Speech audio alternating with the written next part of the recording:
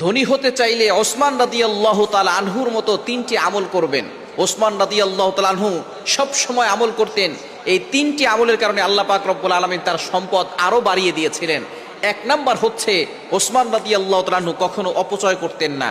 তিনি সব সময় এমনভাবে খেয়াল রাখতেন যাতে করে তার কাছ থেকে কোনো জিনিসের অপচয় না হয়ে যায়, কেননা যারা অপচয় করে তারা কখনোই আল্লাহ পাক রব্বুল আলামিনের কাছ থেকে সম্পদ পায় না।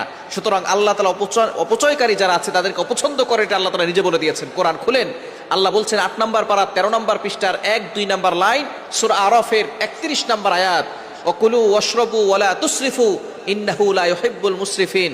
তোমরা খাও পান করো কিন্তু অপচয় করো না।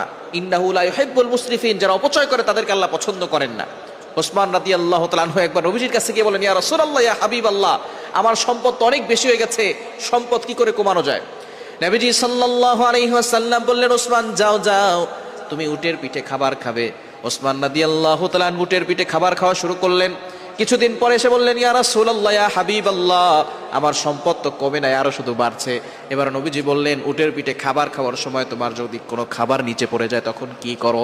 ওসমান রাদিয়াল্লাহু তাআলা আনহু বললেন, ইয়া রাসূলুল্লাহ, ইয়া হাবিবাল্লাহ, আমি সেই খাবারটা উটের পিঠ থেকে নিচে নেমে খাবারটা উঠিয়ে তারপরে মুছে সেই খাবারটা খাই।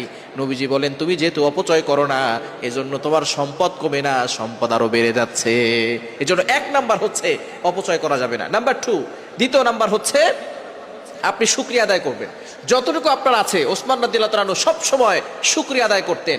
এজন্য ওসমান রাদিয়াল্লাহু তাআলা আনহুর সম্পদ আরো বেড়ে যেত।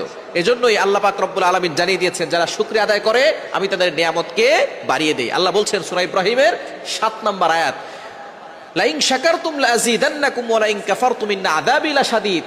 যারা শুকরিয়া আদায় করে আমি তাদের নিয়ামতকে বাড়িয়ে দেই। ওসমান রাদিয়াল্লাহু তাআলা আনহু বেশি বেশি আল্লাহর শুকরিয়া আদায় করতেন। বিসমিল্লাহ বলে খাবার খেতেন, খাবারের মাঝখানে দোয়া পড়তেন, শেষে আবার আলহামদুলিল্লাহ পড়তেন।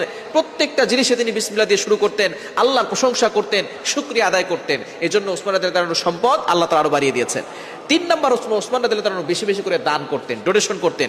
যত বেশি পারতেন উনি ডোনেশন করতেন। একবার এক সাহাবী নবীজির কাছে বললেন, ইয়া রাসূলুল্লাহ, ইয়া হাবিবাল্লাহ, আমাকে কিছু দান করেন। নবীজি বললেন, ওসমানের কাছে যাও। সাহাবী ওসমানের কাছে গেলেন, দেখেন ওসমান রাদিয়াল্লাহু তাআলা আনহু তার বাসার পাশে খাবারের স্তূপ, সেখান থেকে পিপিলিকার কিছু দল তারা খাবার নিয়ে যাচ্ছে মুখে করে। কিছু খাবার পিপিলিকার মুখ থেকে নিচে পড়ে যাচ্ছে, সেটা তিনি উপরে উঠিয়ে আবার খাবার স্তূপে রাখতেছেন। এবার এই লোকটা এই দৃশ্য দেখে চিন্তা করতেছেন, এত কৃপণের কৃপণ ওসমান রাদিয়াল্লাহু তাআলা আনহু, নাউজুবিল্লাহ, সে পিপিলিকার মুখ থেকে যে খাবার পড়ে যায় সেই খাবারটা উঠিয়ে আবার খাবার স্তূপে রাখে।